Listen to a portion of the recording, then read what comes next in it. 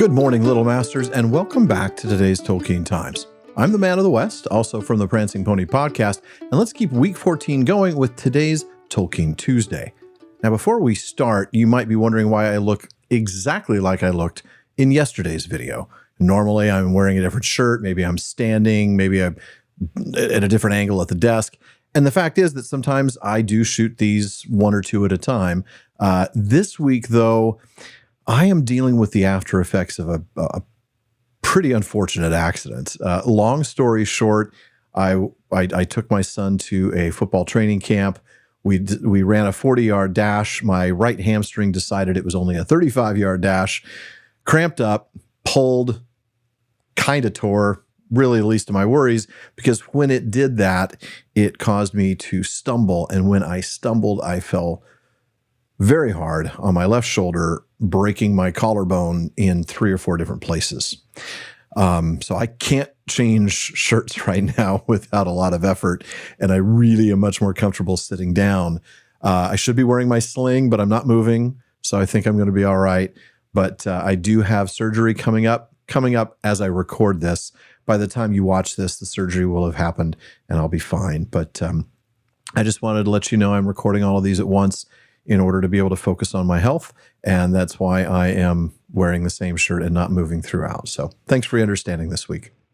Now, going back to Tolkien Tuesday, last week, we took a look at Tolkien's own thoughts about The Lord of the Rings, from his claim that he wrote it as a personal satisfaction to his finding people's interpretations quite amusing, other than those that were allegorical, of course. We also saw some of his trademark humility. "I do not think that I am frightfully important," he said in one letter. "I don't think I have started any tide. If there is a tide, then I am just lucky enough to have caught it," he says in another. And finally, we lamented the lack of pay that he'd received, though we learned just how quickly that changed as well. This week, though, we are finally going to get to that adaptation that I've been teasing for the last few Tolkien Tuesdays. Now, we've had a few people guess various things, but I don't think I've seen the right answer yet. In 1955, BBC Radio third program released a 6-episode radio drama of the Fellowship of the Ring, and then followed it up a year later with 6 more episodes combining The Two Towers and The Return of the King. Now, the episodes were only 30 minutes in length, meaning the entire thing was 6 hours long.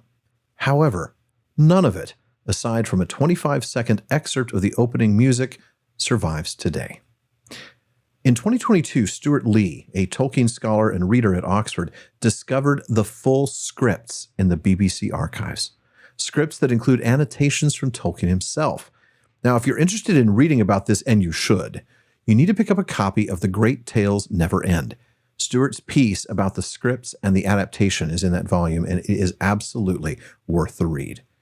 Now, while no recordings of this survive at all, we most definitely know what Tolkien thought, as his reaction to the broadcasts is captured in several letters, starting with number 175 to a Mrs. Molly Waldron. Tolkien writes, "I think the book quite unsuitable for dramatization, and have not enjoyed the broadcasts, though they have improved. I thought Tom Bombadil dreadful, but worse still was the announcer's preliminary remarks that Goldberry was his daughter, ! He puts in parentheses, and that Willowman was an ally of Mordor, ! He continues, "Cannot people imagine things hostile to men and hobbits who prey on them without being in league with the devil?"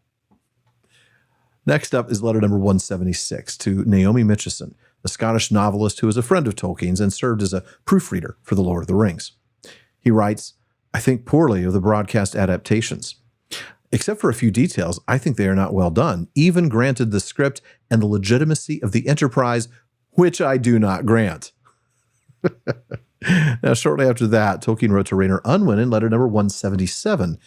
"I agreed with the critics' view of the radio adaptation, but I was annoyed that after confessing that none of them had read the book, they should turn their attention to it and me. But I suppose all this is good for sales. My correspondence is now increased by letters of fury against the critics and the broadcast. One elderly lady, in part the model for Lobelia indeed, though she does not suspect it, would, I think, certainly have set about Auden and others had they been in range of her umbrella." Later, in letter number 194 to Terence Tiller, who was the producer of the BBC adaptation, Tolkien was quite honest. I've not had time for more than 2 rapid readings of the 3 episodes that you sent me, but I suppose it is now or never if any comment is to be of practical use.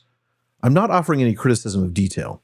The objects you had in making this version seem fairly clear, and granted their value or legitimacy, I do not think that they could have been much better achieved. I wish your efforts all success. But as a private conversation between you and me, I could wish you had perhaps time to spare to tell me why this sort of treatment is accorded to the book, and what value it has on third. For myself, I do not believe that many, if any listeners, who do not know the book, will thread the plot or grasp at all what is going on. And the text is, necessarily in the space, reduced to such simple, even simple-minded terms that I find it hard to believe it would hold the attention of the third. He's talking there about the third program, by the way, the 2 times that he's mentioned third there. He continues, "Here is a book very unsuitable for dramatic or semi-dramatic representation. If that is attempted, it needs more space, a lot of space. It is sheerly impossible to plot the 2 books in the allotted time, whether the object be to provide something in itself entertaining in the medium, or to indicate the nature of the original, or both.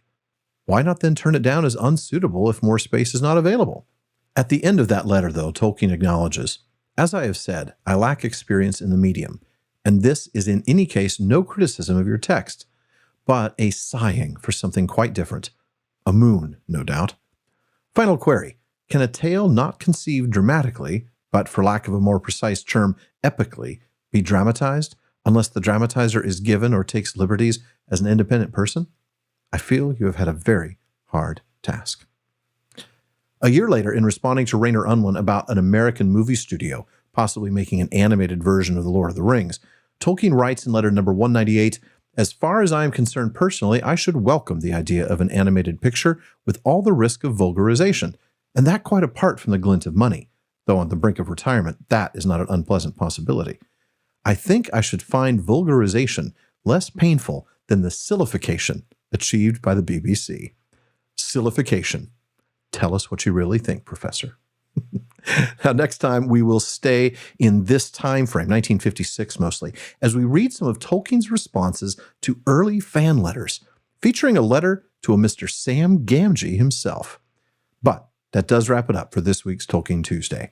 Now, please visit patreon.com/Tolkien Times to learn how you can support the show. You can get an ad-free feed, a monthly hangout with me, even bonus weekly episodes, a whole lot more. And finally, join me again tomorrow on today's Tolkien Times for Word Nerd Wednesday. Now, if you're watching this on YouTube, please be sure to like, subscribe, and turn on notifications. Please follow or subscribe in your podcast apps, and follow @Tolkien Times on Instagram, Twitter, and TikTok. Finally, as Faramir says, go with the goodwill of all good men.